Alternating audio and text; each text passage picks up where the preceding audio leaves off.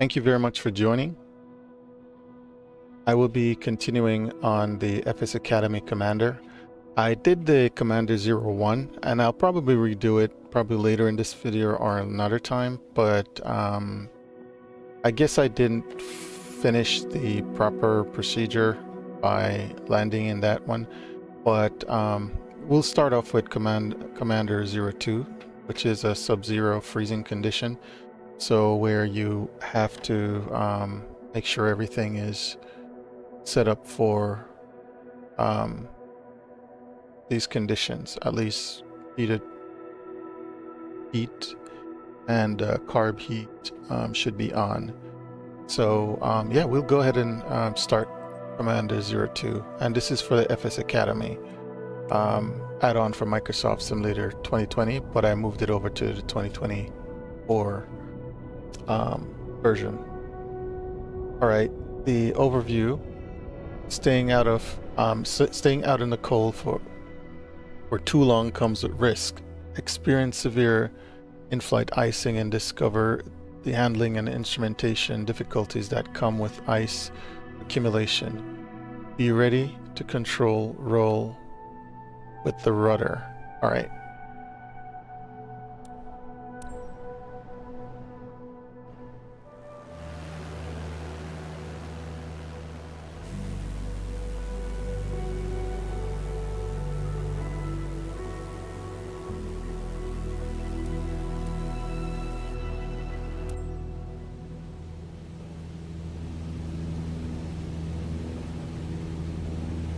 In-flight icing is a serious business.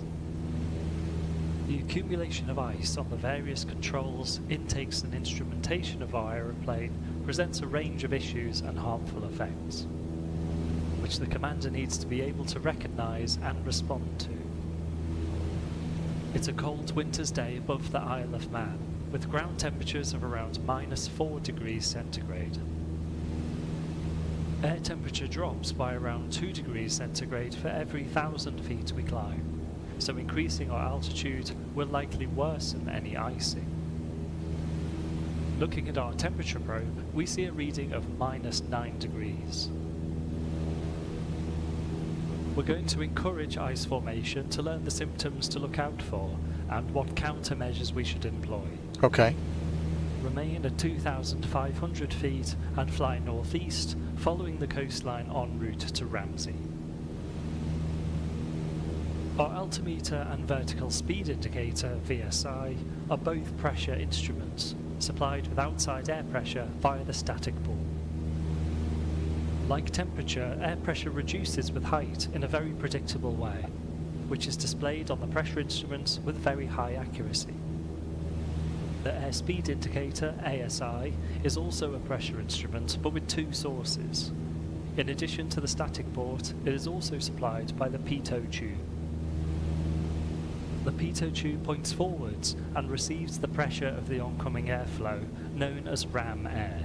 Okay.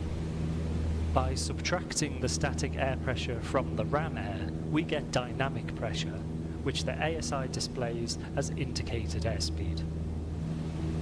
Icing forms on sharp, forward-facing parts first, so our pitot tube is susceptible to icing. We prevent this with pitot heat, which is currently turned on. The switch is located behind your yoke. Please hide the yoke so that we can get a better view of the switches.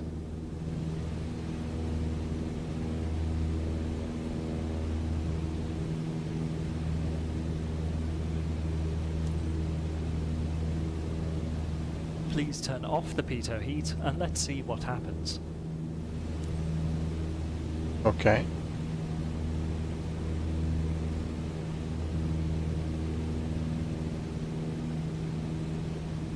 Like the rest of the aircraft, the pitot tube is now being cooled by the sub-zero airflow. Combined with the moisture in the air, this will form as ice, blocking the intake. See how our ASI now shows 0. Ice is stopping any ram air from entering the tube, so only static pressure remains, just like our altimeter and VSI. We no longer have an airspeed indication, so we'll need to go back to basics and use pitch and power references. Please now start to climb, applying full power and raising the nose to put the engine cowling on the horizon. All right. Hold this attitude as we continue to climb and expect to retrim as we slow from cruising speed to climb speed. As the air pressure outside drops, the altimeter and VSI show a climb. Please hold the climb attitude with the engine cover on the horizon. As the air pressure outside drops, the altimeter and VSI show a climb. Let's now see what happens if the static port also becomes POP. Please hold the climb attitude with the engine cover on the horizon. As the air pressure outside drops, the altimeter and VSI show a climb. Let's now see what happens if the static port also becomes POP. See how our ASI, VSI and altimeter are all completely still. Because of our pitch and power setting, please hold the climb attitude with the engine cover on the horizon. See how our ASI, VSI and altimeter are all completely still. Because of our pitch and power setting, we know that we are climbing, but we don't see that on our instrumentation. Please hold the climb attitude with the engine cover on the horizon. I'm doing that. See how our ASI, VSI and altimeter are all completely still. Because of our pitch and power setting, we know that we are climbing, but we don't see that on our instrumentation. Please hold the climb attitude with the engine cover on the horizon. See how our ASI, VSI and altimeter are all completely still. Because of our pitch and power setting, we know that we are climbing, but we don't see that on our instrumentation. As the static port is the only contact with the outside world for the altimeter, a blockage causes the indications to stop and remain frozen at whatever altitude was shown at the time of the blockage. Okay. Whilst the VSI stops working, as it can no longer detect any changes in pressure. To restore static pressure to our instruments, we can use an alternative static source, usually selected by pulling a control in the cockpit. But if that fails or is not available for your aeroplane, we have another more extreme option. I'm going to smash the glass on the VSI. This will allow ambient pressure to return to the static system in exchange for a broken VSI. Please keep us at 4,000 feet for now. So we now have a broken VSI, but at least we have an altimeter and the static supply to our airspeed indicator is restored. Now level off at 4,000 feet, remembering to disregard the VSI and continue towards Ramsey. You can now turn the pitot heat back on to recover your ASI.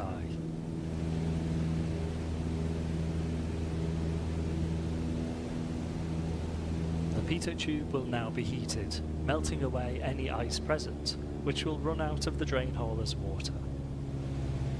Keep following the coast towards Ramsey.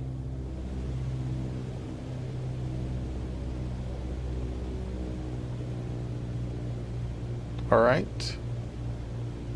Interesting.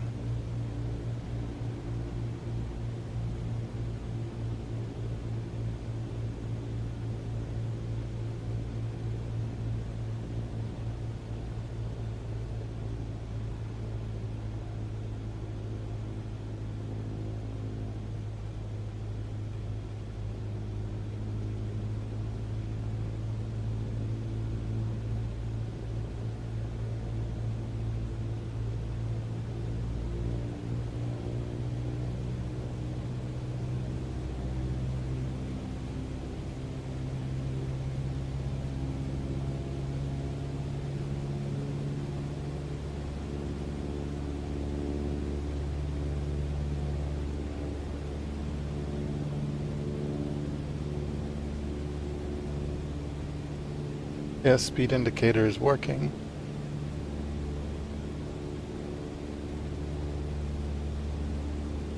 All right.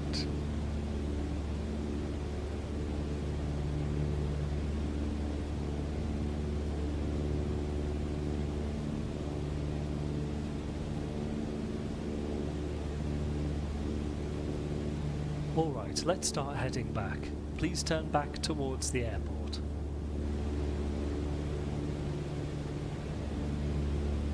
Very good.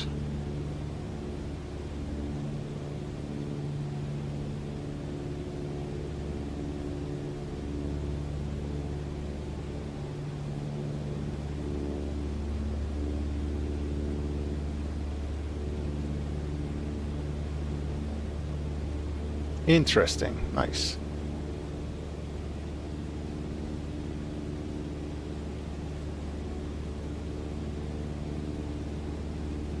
As we have been flying in icing conditions, we have been accumulating ice in other areas.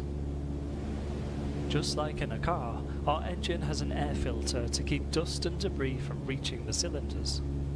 Ice has also accumulated on this filter and in the intake, restricting the airflow into the engine, reducing our power.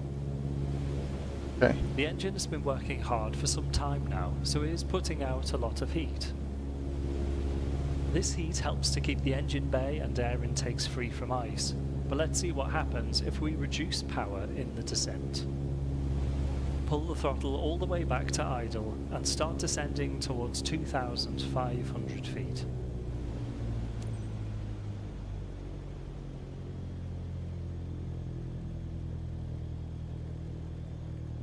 All right, I am gliding and I'm pitching for a decent speed. The engine is now starting to cool, and with it we lose some of its anti-icing benefits.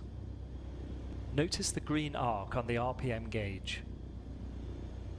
When the power is below this arc in flight, it is recommended that we turn on the carburetor heat. This recirculates some of the hot air from the exhaust back into the intake, warming the carburetor and helping to keep it clear of ice. Pull the carb heat handle fully out to activate it.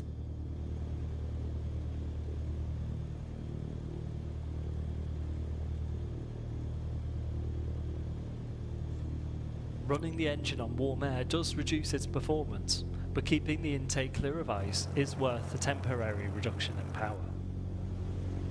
Keep descending and level off at 2,500 feet. Again, remember that the VSI is no longer usable.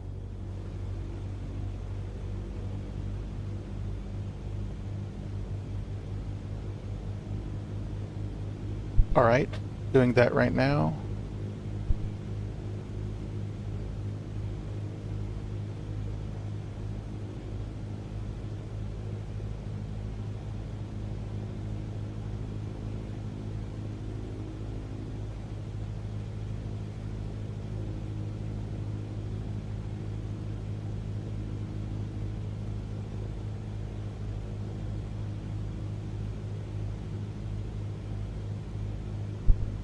All right. Something's wrong. Level the wings with rudder, but be gentle with the controls. Okay, so the Well done. Use whatever rudder input you need to try to keep the wings near level using the rudder. okay. Well done. Use whatever rudder input you need to stop any roll and keep the wings level. Just try to avoid full deflection on the rudder. Wow, so this I frozen. think our ailerons have become frozen. Use the rudder to control roll, and we'll look at what's going on here. We're trying to roll using the ailerons, but they're frozen solid. Let's look at the secondary effects of our controls. Wow. Each of the main flight controls have a primary and a secondary effect. Do your best to maintain 2,500 feet. Each of the main flight controls have a primary and a secondary effect. For example, moving the ailerons primarily causes a rolling motion. This is followed by the secondary effect of yaw. Oh, wow. The opposite is also true, where using the rudder primarily causes yaw, with roll as the secondary effect. Try and gently use the rudder to roll us left, turning us south. Great, now level the wings again. Oh, wow. Good, that seems to work. Use only modest bank angles, as we may be unable to pull out of a very steep turn with the rudder alone. We can change our bank angle with careful use of the rudder. It will be an unusual and cumbersome way to fly, but things are looking up. Turn us to the right, heading back towards the airport again.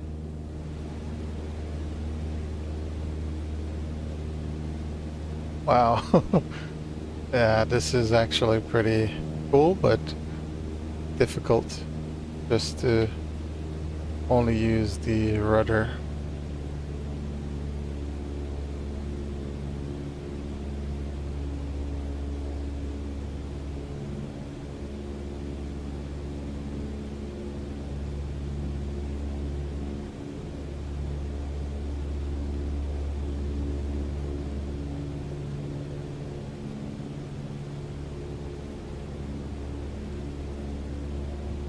We have responded to our loss of roll control and established an alternative. This is the aviate stage of dealing with a problem. Wow. Isle of Man Ronaldsway Airport isn't much further ahead, so we are flying towards a safe place. This is our navigate stage of failure management. Start descending now towards 1,000 feet, as we'll be planning to land at the airport.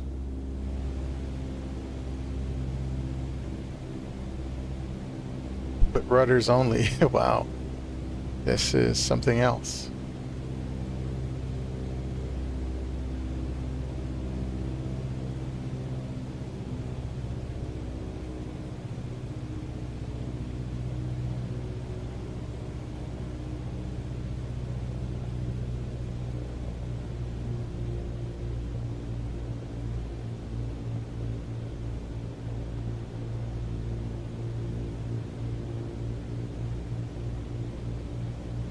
If we are to land at Ronaldsway, we must contact ATC. This is our communicate stage. This is clearly a serious predicament, so we will declare an emergency with a Mayday call to Ronaldsway Tower. Mayday, Mayday, Mayday, Golf Foxtrot Sierra Alpha Charlie, severe roll control problem due to ice, 2,500 feet descending south of Douglas, request approach and landing. Golf Foxtrot Sierra Alpha Charlie, Ronaldsway Tower. Mayday acknowledged. Runway 26 is in use. State your aircraft type and POB. Cessna 152 with 2 POB, Golf Alpha Charlie. Golf Alpha Charlie Roger, straight in approach runway 26. We will inform the fire service. Descend at your discretion. Straight in 26, Golf Alpha Charlie. Great, we're cleared by ATC to descend and make an approach to runway 26 for a straight-in landing. That's ideal. Descend towards the airport and line up with the centre line of runway 26 straight ahead.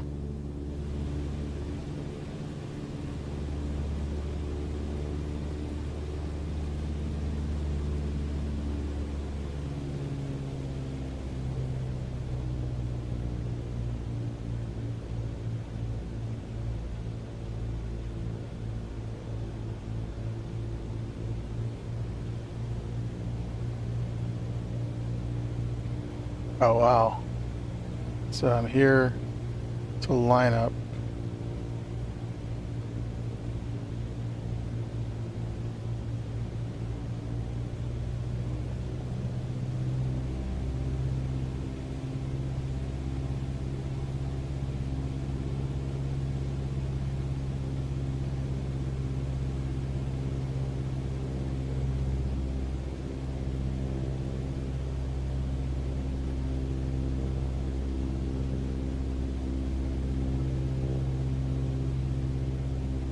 Yeah, this is actually interesting.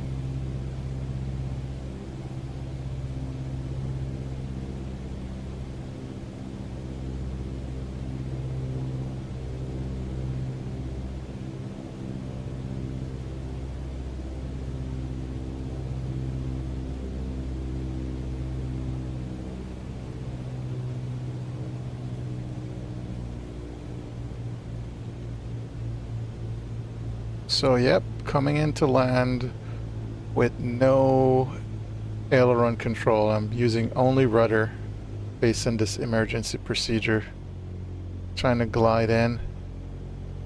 Wow. In the POH, we find the inadvertent icing encounter checklist. Let's try that. Pitot heat is on, carb heat is on, flaps do not use.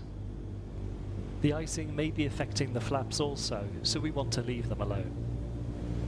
There is no guarantee that they would deploy symmetrically, which would further burden our roll control. As our aircraft has severe ice accretion, the lift from the flaps may overwhelm the elevator, so we will land flapless. The checklist continues with approach speed 65 to 75 knots. So we will come into land at a slightly higher airspeed to account for the increased weight, lack of flaps and less efficient airflow. Get established at our approach speed now of 70 knots.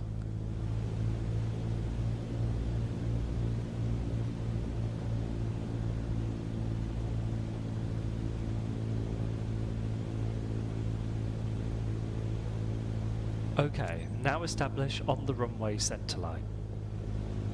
We're on the centerline now. Keep us lined up and land on runway 26. Golf Alpha Charlie cleared to land runway 26. Fire service are alerted. Advise if able to vacate the runway. Cleared to land runway 26. We will come to a stop and assess Golf Alpha Charlie. With the flapless landing, you'll need a higher nose attitude than usual and will find it hard to slow down. You will also likely need to flare less than normal. Wow. Land on runway 26 and come to a stop on the runway. Whoa. We made it. Well done. Yeah, that We're was something. starting to bring in the concepts of aviate, navigate and communicate, and will increase focus as we progress. Wow, that was interesting. All rudder. Next time we fly after nightfall, and we will start to build your decision-making framework, where you will have to consider our options and come to a decision. Thank you. I did. This was pretty amazing. Being able to just use the rudder to land. It's a lot more focus. And a lot... come on. That was an A. What are you talking about? I don't understand this guy. How can you not give me an A for this?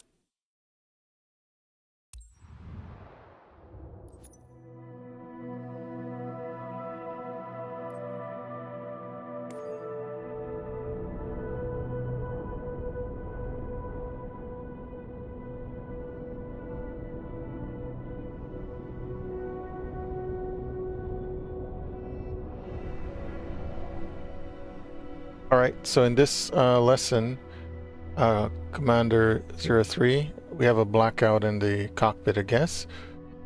Weigh up your options after an electrical fault forces us to make a decision in the dark skies above Wales. Turn off non-essential systems in order to preserve battery life. All right, let's do that.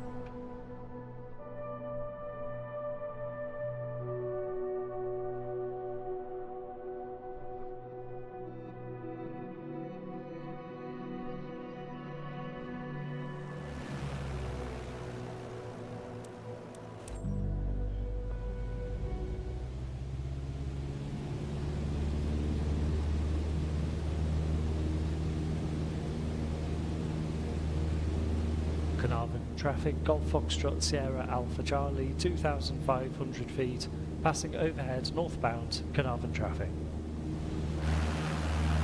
It's a still and clear night over North Wales as we track the coastline northbound on our way towards our destination, Liverpool Airport. Passing Carnarvon Airfield down to our left, with the town of Carnarvon coming up, with its distinctive and lit castle on the hilltop.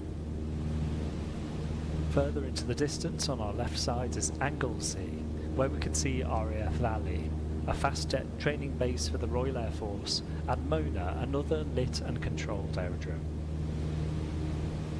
To our right, the high mountain peaks of Snowdonia.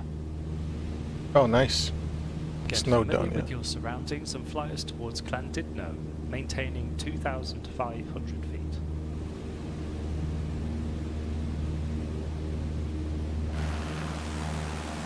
flying under visual flight rules, VFR, at night, we have fewer options available to us than during the day. This looks like day. Much of this is a consequence of reduced visibility, opening hours, and runway lighting. Our options become even more restrictive if we were to experience a failure of our electrical system. On the far right side of the cockpit is the ammeter. This needle displays the charge or discharge status of the aircraft battery, which runs the aircraft electrical system. Dependent on this system are the interior and exterior lights, the flaps, communication and navigation radios, and some instrumentation. If the needle is to the left of centre, the battery is discharging. If to the right, as it is now, then the battery is being recharged. This charging is provided by the alternator. Please switch off the alternator switch and see what effect this has. Be careful not to turn off the master switch located beside it.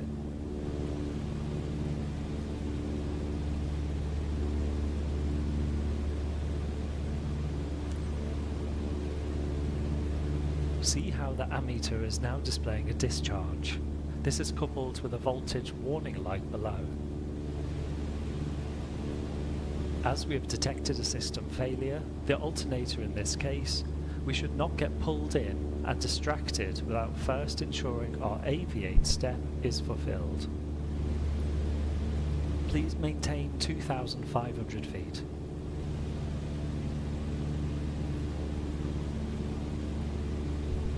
As we have detected a system failure, the alternator in this case, we should not get pulled in and distracted without first ensuring our aviate step is fulfilled. We have not had any controllability issues or interruptions to engine power, so we don't need to take any immediate action. Next, we navigate. We are tracking the coastline and do not have any immediate need to change our direction, such as to avoid terrain or controlled airspace. We follow this with communicate. This step has us consider if ATC need to be notified of an emergency situation, or if passengers and crew are to be briefed. In this scenario, we are outside of controlled airspace and have no crew members or passengers to consider. As you can see, not all failures cause us to jump into action, as many scenarios involved more considered decision making, which is what we are going to focus on in this lesson.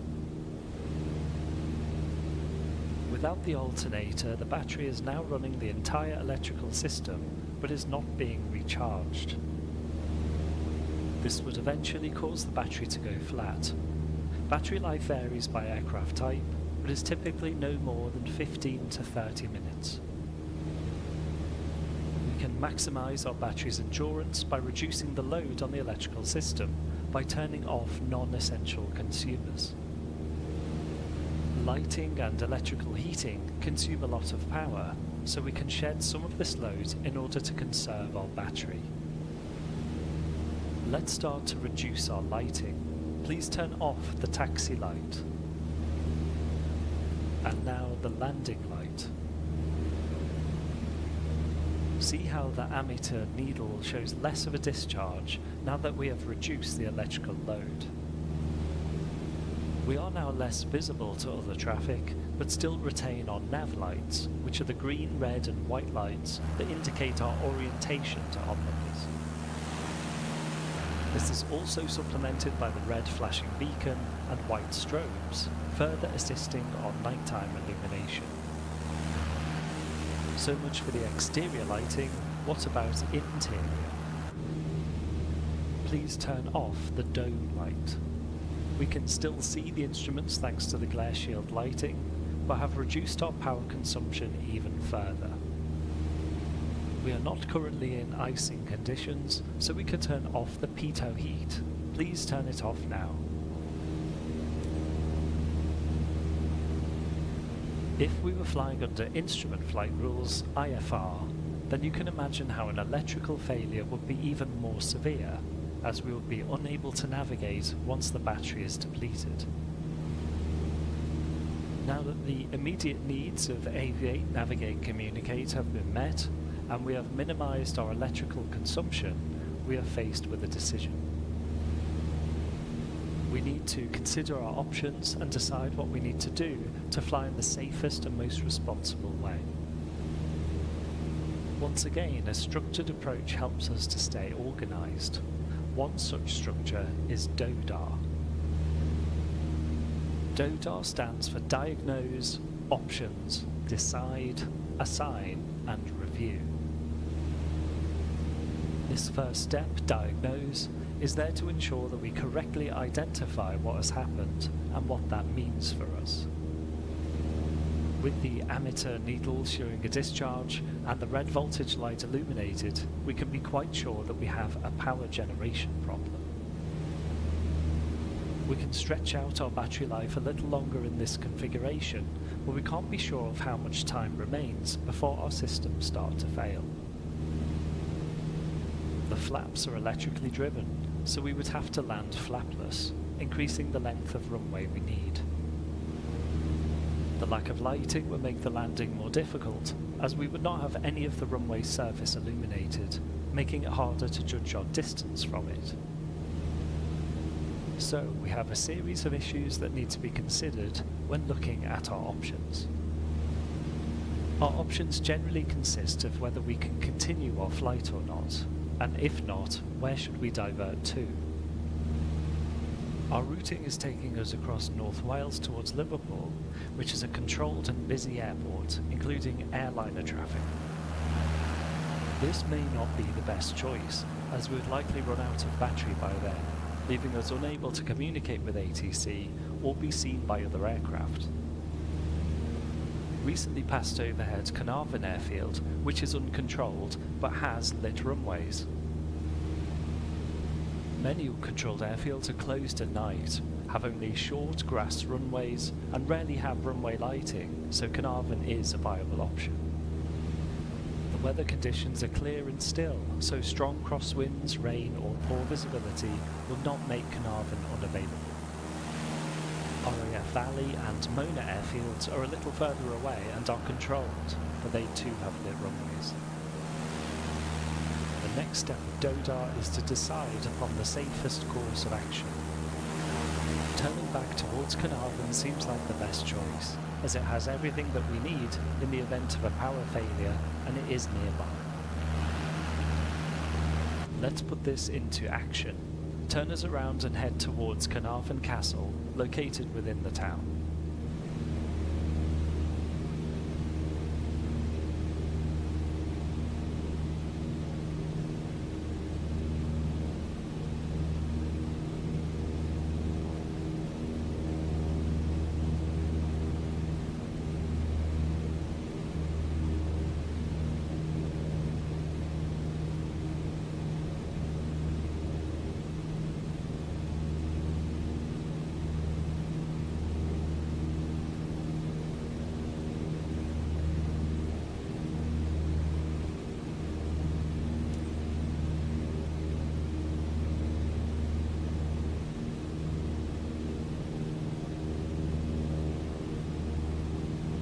Whilst we still have power, we will announce our intentions on Carnarvon traffic, so that any other nearby aircraft are aware of our issue. Carnarvon traffic, Golf Foxtrot Sierra Alpha Charlie Cessna 152, alternator failure, flying on battery power only, joining Carnarvon from Bangor to land, Carnarvon traffic. We will plan our arrival on the assumption that the battery will be depleted before we land. This way we will be best prepared in case our battery has less life than we had hoped. If the battery does go flat before landing, we'll be unable to see the instruments. We will have to rely on pitch and power settings using the engine sound to help us set a desired RPM. Something else to consider is that we expect to lose control of the flaps, as they too are electrically powered. Our fuel consumption increases dramatically with flaps extended, so should Carnarvon become unavailable, we may get trapped with flaps that we can't retract, causing us to be unable to reach another airfield. The runway at Carnarvon has a length of almost 1,000 metres, so we don't need flaps to land. We will keep them retracted to keep our options open. Take us to Carnarvon Castle and then we'll continue onwards to the airfield. Descend to the circuit altitude of 1,000 feet.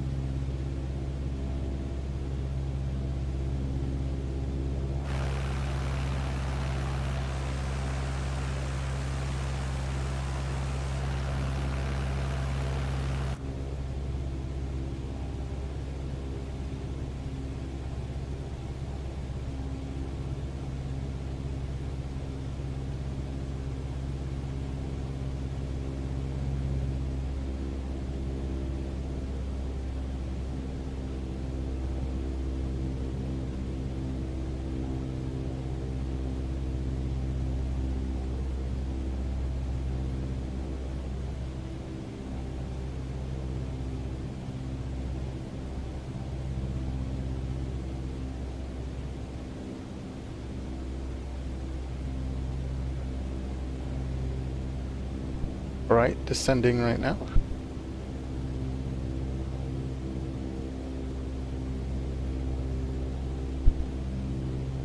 Alright, we are at about 2,000 feet, descending to 1,000 feet. For pattern altitude.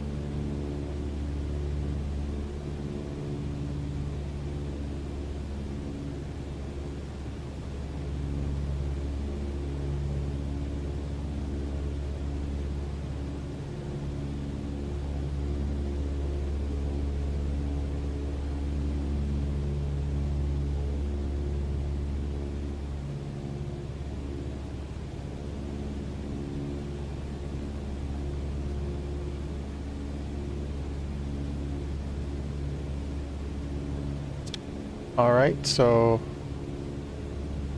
we're almost at 1,000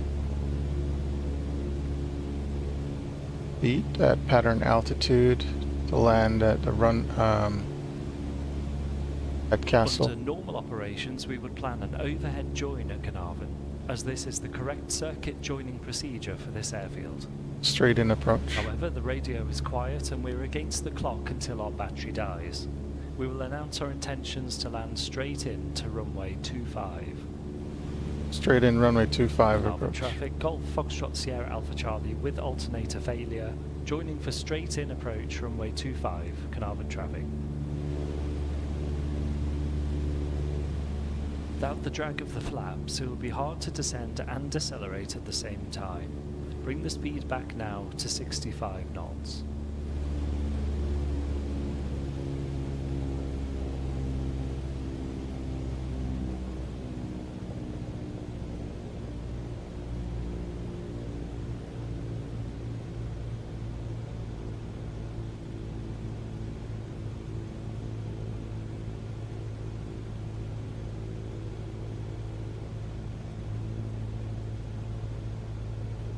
Where am I approaching?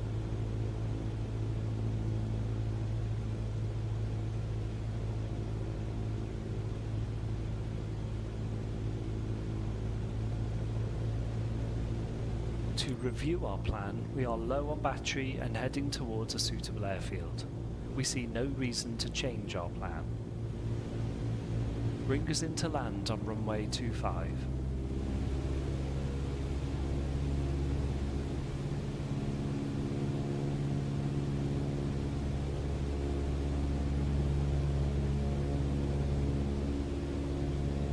That pattern altitude. Let's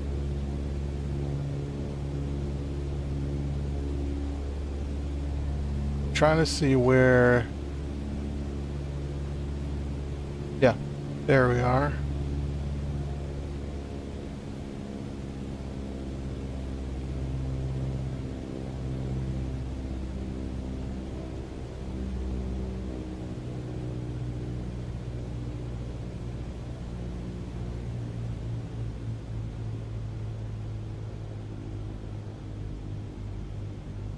So it's purely pitch right now to control our descent and speed, because we can't come in too fast without flaps. We don't, or too steep, because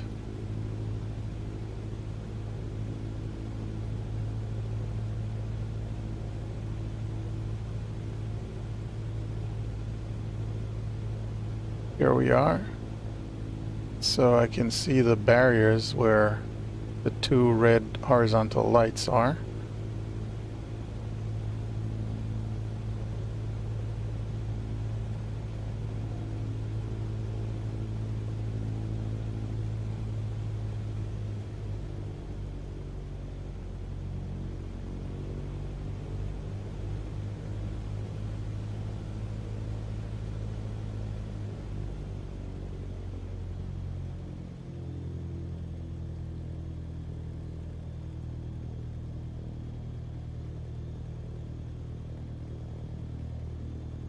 Oh no, I'm a little bit high.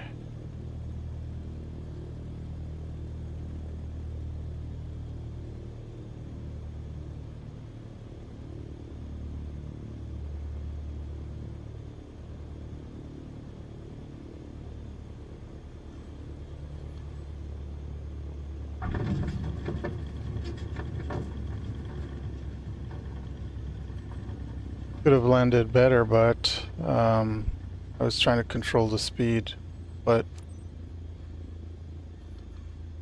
it is what it is. A full electrical failure is a serious issue, as we shall now see. Turn off the battery master switch.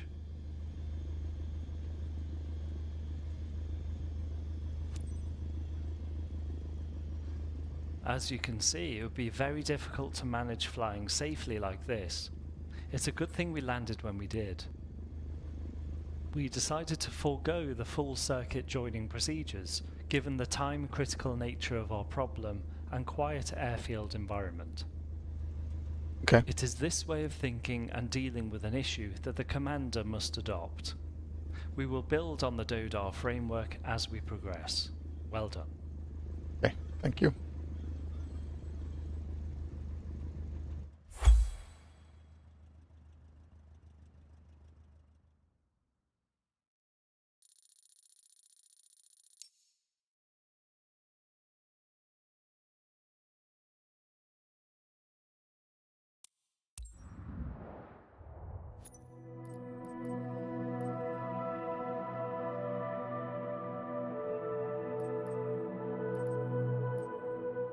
So yeah, those two were pretty good.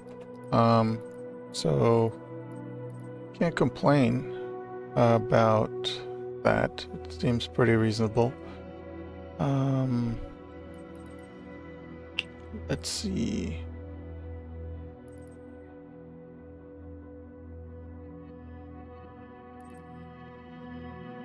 The next one would be Commander Spanner in the Works.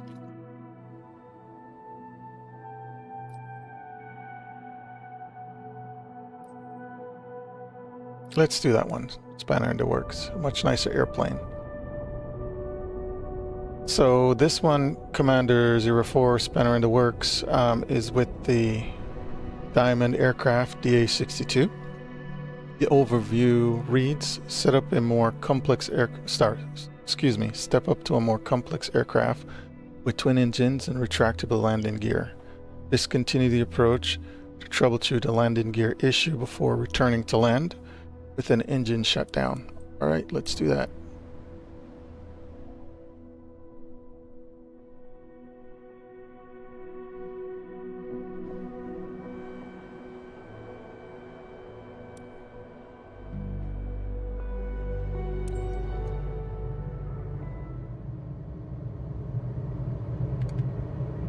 Now we move things up a notch to the modern and multi-engine Diamond DA62. We're coming up on Naples, Italy, where we intend to land. Continue towards Naples City at 2,000 feet. Okay. The DA62 has a higher level of complexity when compared to the Cessna, as we now have 2 engines, a glass cockpit system, and retractable landing gear. We're going to set up another scenario where we will use aviate, navigate, and communicate, followed by DODAR. We're going to make an approach to runway 06. Let's speak with Naples Tower. Okay. Naples Tower, India, Foxtrot Sierra Alpha Charlie to join. India Alpha Charlie Naples, go ahead. India Alpha Charlie is a DA62, 2,000 feet approaching Naples. Request join for full stop landing. India Alpha Charlie Roger, make straight in approach runway 06, QNH 948 hectopascals. Straight in runway 06, QNH 948 hectopascals, India Alpha Charlie. We will set up to land on runway 06 with a straight in visual approach. Straight in visual approach. Back to below our maximum flaps extended speed, VFE, for the first step of flaps. That's 136 knots. And now extend the flaps to their takeoff position.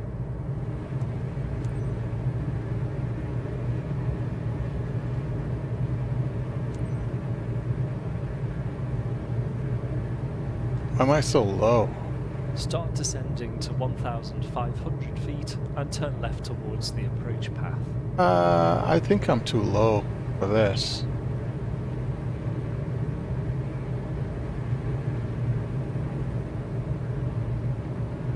Something is a little bit troubling because I don't see.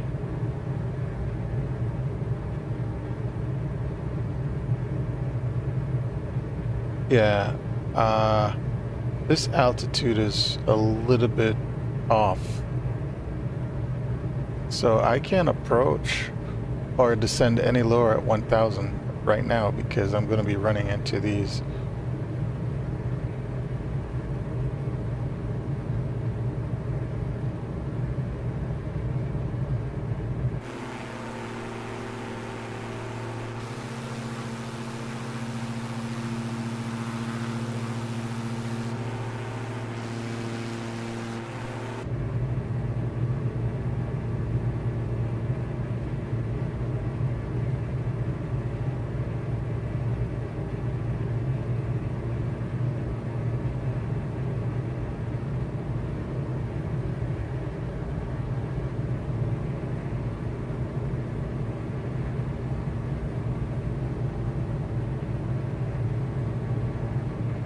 Up with runway 06 and start descending towards the runway.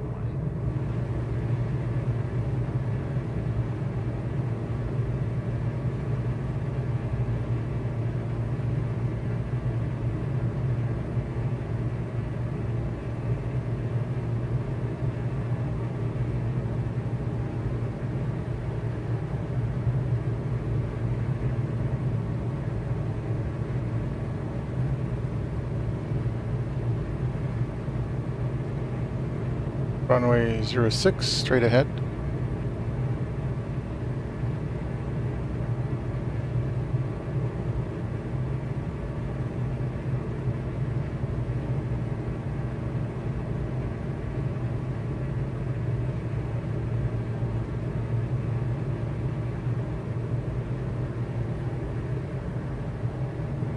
Now extend the landing gear.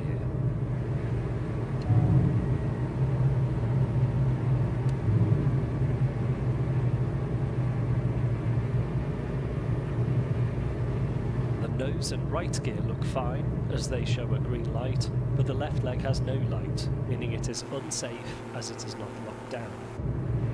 We have an issue and only limited time before landing for troubleshooting. As always, our first action is to aviate. Set full power and raise the nose to the climb attitude.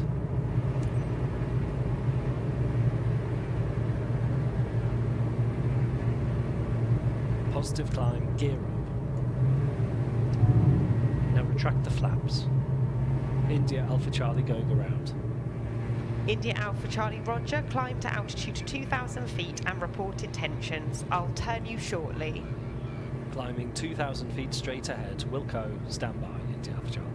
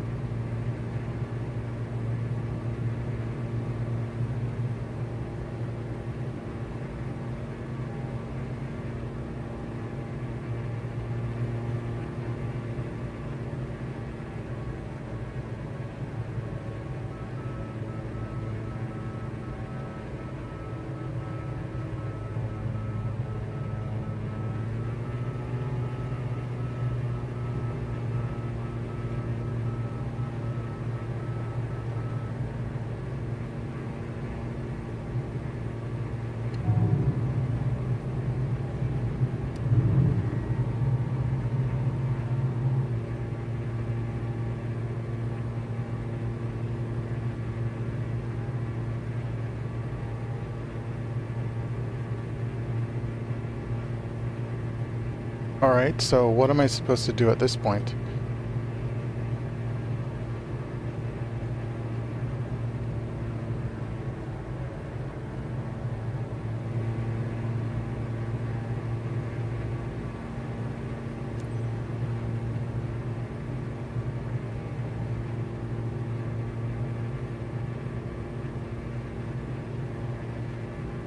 India Alpha Charlie, maintain 2,000 feet and turn left heading 270.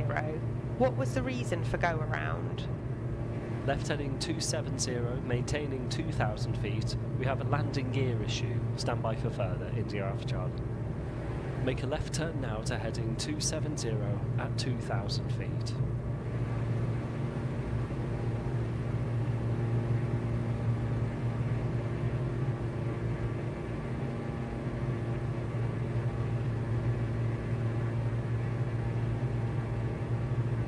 Alright, keep us on heading 270 and we'll talk about what's happened. When extending the gear on the approach, we noticed the left landing gear wasn't correctly downlocked, so we performed a go-around, which had us discontinue the approach, and please keep us at 2,000 feet. Okay. When extending the gear on the approach, we noticed the left landing gear wasn't correctly downlocked, so we performed a go-around, which had us discontinue the approach and clean up the gear and flaps, reducing our drag. We are navigating with assistance of ATC, who we are in communications with. They know we had an issue with our gear. Alright. After troubleshooting, we can give them more details. As part of our diagnosis, we need to know if this is something we can fix. Let's run the landing gear not downlock procedure from the POH. The first item on the checklist is airspeed below 𝘓𝘪𝘯𝘊 162 knots. 𝘓𝘓𝘯𝘊 is our maximum speed for retracting the landing gear. Make sure that we are below 162 knots. Gear selector recycle. Select gear down and see if the left gear will extend on the second attempt. Okay, let's do it again.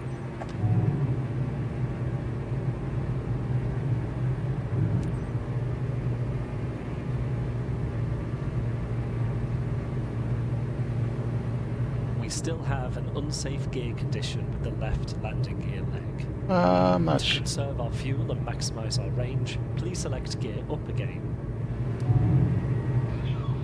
India Alpha Charlie, turn left, heading 240. Left heading 240 India Alpha Charlie. Usually there is a mechanical backup for gear extension. For the purpose of this demonstration, we're going to assume that the gear is mechanically jammed, so this has been unsuccessful. In terms of DODAR, we can diagnose that our left landing gear leg cannot be extended. This means we will have to land without it. For options, we are very close to Naples Airport, which has a long runway and reasonable weather. Whilst we have the ability to fly with the flaps and gear retracted, maximising our range, there is no benefit in diverting to a further away airfield. Exactly. Decide. We'll apply the abnormal landing gear procedure in the POH and come back to land at Naples. All right. Sign. We will inform ATC of our intentions and request an approach and landing. This is a serious issue and we will be blocking the runway, so we will declare an emergency.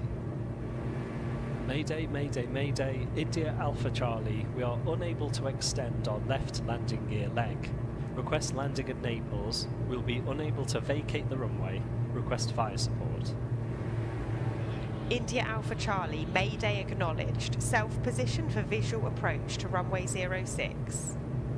Visual approach runway 06, India Alpha Charlie. Make a left turn back towards the now disused Bagnoli steel plant, maintaining 2,000 feet for now. Yeah, there's something wrong, and the altitude is off on this. I know the parameter settings should be what they already provided or is already in the airplane, but something is off with the altitude. There's no way we're 3,000 feet this close to sea level. Our left landing gear leg causes a particular problem to our twin-engine propeller aeroplane. Usually the landing gear holds up the left wing and engine, giving propeller clearance from the ground. Without this, we're going to hit the propeller blades on the ground as we touch down. Therefore, to minimise our damage, we will shut down the left engine just before touchdown. Okay. As we near the ground, I'll say when to cut the power to the left engine using the engine master switch. Don't shut it down early, as we will lose our go-around performance.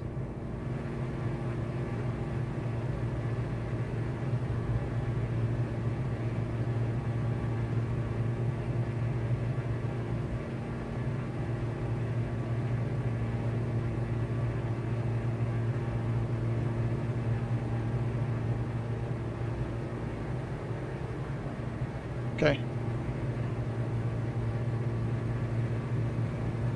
Now make another left turn towards the airport.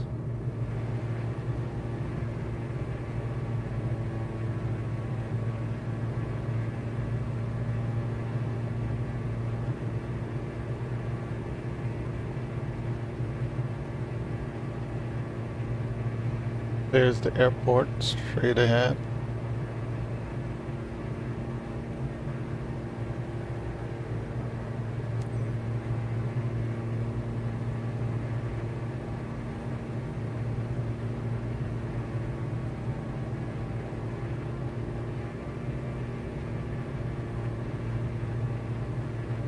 Let's start to configure for the approach.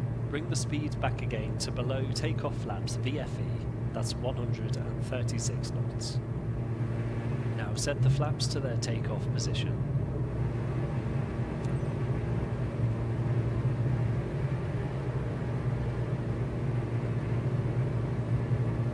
Now fly the approach visually to runway 06, descending when ready.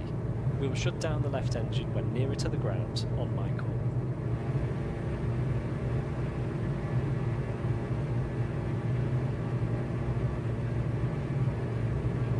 Descend to towards the runway and select gear down.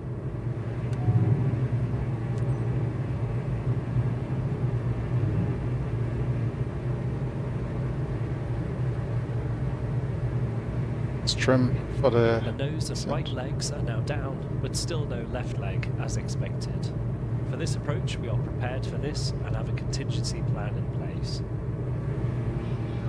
India Alpha Charlie cleared to land, runway 06. Fire service are in attendance, wind 030 at 10. All right. Clear to land, runway 06, India Alpha Charlie, roger. Now make sure we are below landing flaps of EFE of 119. And now extend the flaps to their landing position. Okay, be ready to use rudder to keep straight and shut down the left engine using the master switch.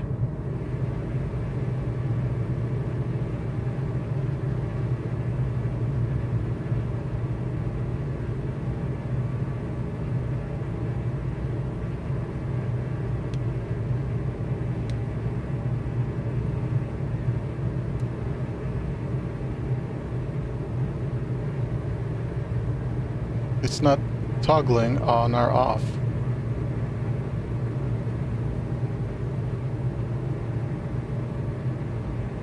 It's not toggling on or off. Ah. What the heck is going on?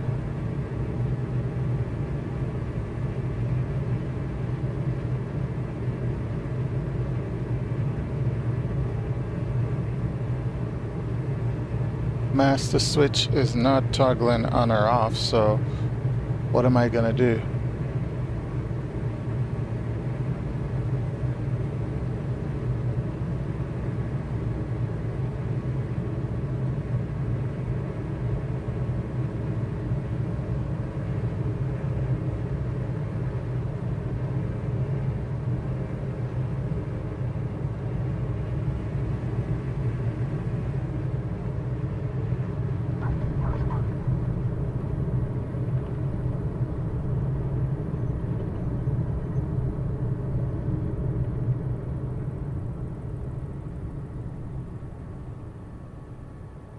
We'll see. I don't think. Yeah, the master switch didn't. Oh, yeah, that was the Okay. Let's see. He's probably gonna fail me. I didn't see which master switch he was. Oh, right engine. Yeah, he's not saying much, so everything seems fine to me. Okay, I landed, so, but, this is the right engine master switch.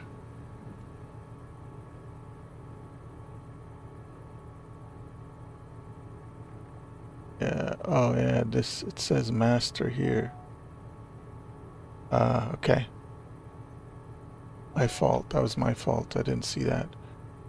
So, he didn't fail me at least, so I don't know what to do here.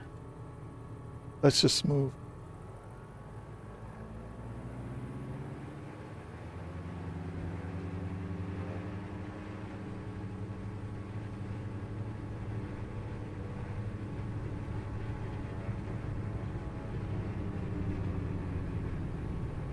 Just gonna exit the runway.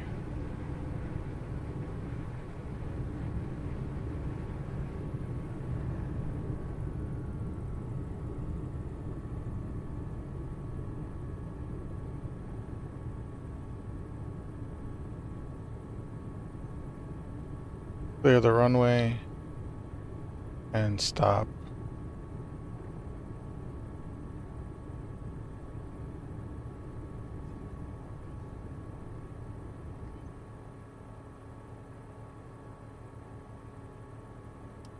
Add some power on engine 2 to avoid getting slow. Keep right rudder in to stay straight. Okay. After touchdown, try to keep the left wing off the ground for as long as possible and try to land to the right of the runway centerline. Okay. This will give us room to stay on the runway surface even if the left engine pulls us over to the left. Okay, I already landed. Sorry about that.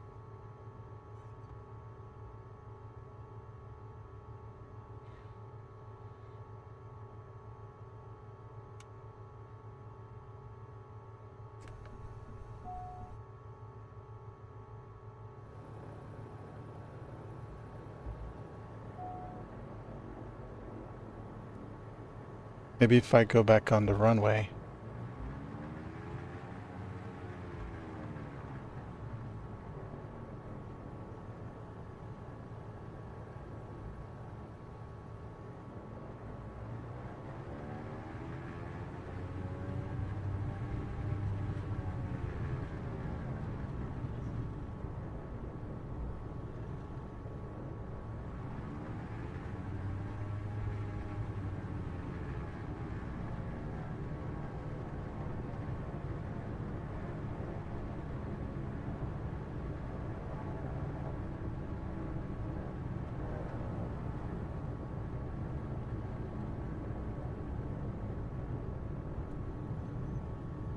I don't know what he wants me to do at this point. I messed up, but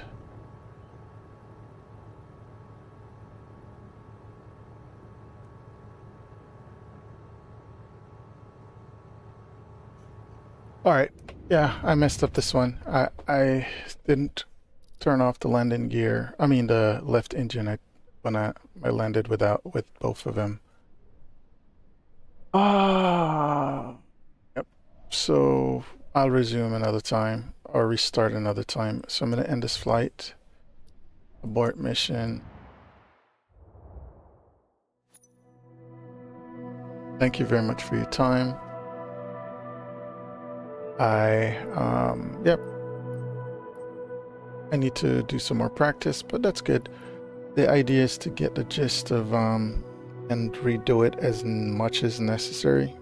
Get it committed to the brain. Of course, I wasn't too familiar with the position on this airplane. That was my fault. I should know where the master switch left and right are. Engine. So, yep. All right. Thank you very much again for your time, and have a good day.